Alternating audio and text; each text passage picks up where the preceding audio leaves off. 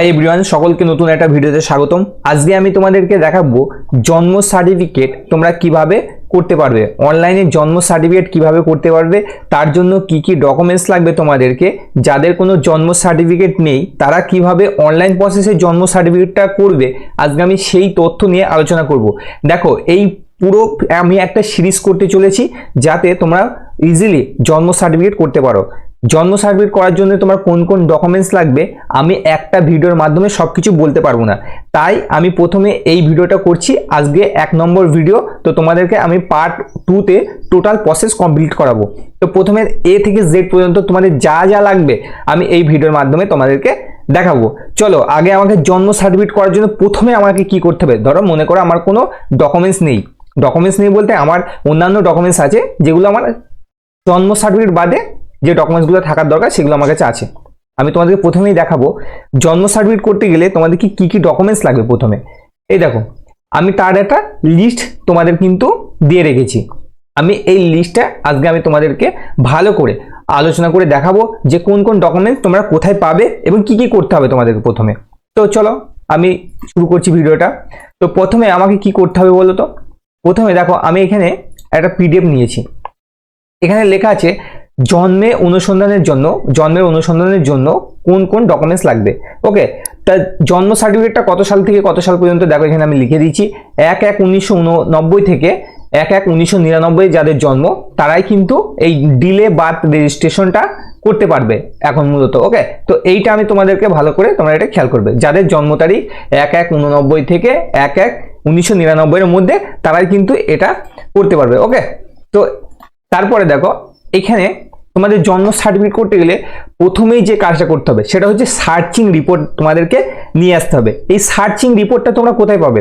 তোমাদের যে searching report সেটা কিন্তু তোমাদের যে জেলা অফিস আছে বা জেলা রেকর্ড রুম আছে, সেই রেকর্ড রুমে তোমরা কিন্তু সার্চিং রিপোর্টটা ওখান থেকে তোমাকে সংগ্রহ করতে হবে। তো ওখান থেকেই তুমি পাবে। তা সার্চিং রিপোর্ট নেওয়ার জন্য তোমার কিছু কিছু ডকুমেন্টস তোমাকে দিতে হবে, যেরকম এই 10টা লিস্টের মধ্যে তোমার এই ডকুমেন্টসগুলো লাগবে।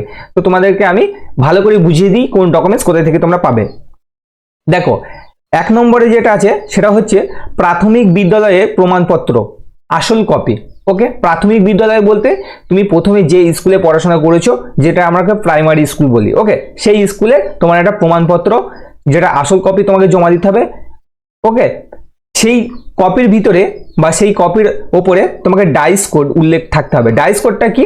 এবার ডাইস কোড হচ্ছে একটা স্কুলের একটা কোড যেটা সার্টিফিকেটের উপরে দেখবে লেখা থাকে। অনেকে লেখা থাকে, অনেকে লেখা থাকে না। যদি ডাইস কোড উল্লেখ করা না থাকে তাহলে কিন্তু তোমার যে হেডমাস্টার মশাই থাকবে তাকে উনাকে বলবেন যে ডাইস কোডটা উল্লেখ করে দিতে। ওকে, তো প্রথমে গেল তো প্রাথমিক বিদ্যালয়ের প্রমাণপত্র। তারপরে 2 নম্বরে এটা হচ্ছে এভিডেভিটটা তোমার একটা লাগবে। এবার এই এভিডেভিটটা কি করে তোমরা করবে? তোমার যে লয়ার আছে বা উকিল আছে তাকে দিয়ে যে জন্ম সার্টিফিকেট এভিডেভিট করবো সেটা ওরা কিন্তু করে দেবে। এবার এভিডেভিট করার জন্য তার একটা ফরম্যাট আছে, সেই ফরম্যাটটা আমি তোমাদেরকে দেখিয়ে দিলাম। এই দেখো, এই ফরম্যাটে তোমরা যদি উকিলকে বা তোমার লয়ারকে বলো এই ফরম্যাটে আমাকে এভিডেভিটটা করে দিতে হবে, তাহলে কিন্তু ওরা এই ফরম্যাটে এভিডেভিটটা করে দেবে। ওকে, তো এই ফরম্যাটে তোমাকে এভিডেভিট করতে হবে। আমি এই PDFটা আমার ডেসক্রিপশন বক্সে দিয়ে রাখবো, তোমরা এখান থেকে চাইলে সংগ্রহ করতে পারো। ওকে, তো দেখো, তো এভিডেভিট গেল। 3 নম্বরে হচ্ছে ব্যাংকে টাকা জমা দেওয়ার রসিদ বা চালান, TR7 ফর্ম। এটা কিন্তু তোমরা ট্রেজারি থেকে এই ফর্মটা তোমরা কিন্তু জমা দিতে পারবে। ওকে, ব্যাংকে গিয়ে তোমরা জমা দিতে পারবে এটা। আর নয় তোমরা কিন্তু অনলাইনেও এটা অ্যাপ্লিকেশন করা যায়, অনলাইনে এই চালানটা কাটানো যায়। ওকে, তো 3 নম্বর গেল।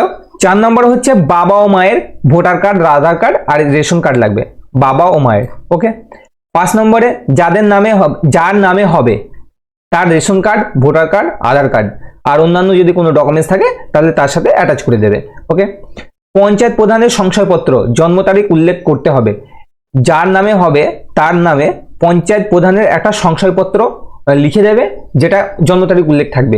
তোমার অ্যাডমিট কার্ড দেখে, যদি তুমি মাধ্যমিক পাস হও তাহলে তোমার অ্যাডমিট কার্ড দেখে লিখে দেবে এই ব্যক্তির জন্ম তারিখ এত, ঠিক আছে, আমি একে চিনিও জানি। ওকে, এটা প্রধান কিন্তু লিখে দেবে।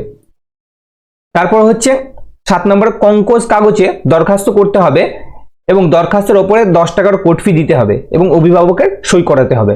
এবার এই কঙ্কজ কাগজটা কি? কঙ্কজ কাগজটা হচ্ছে যারা মুহুরি, ঠিক আছে, বা ওকালতি করে তাদের কাছে এই কঙ্কজ পেপারটা কিন্তু পাওয়া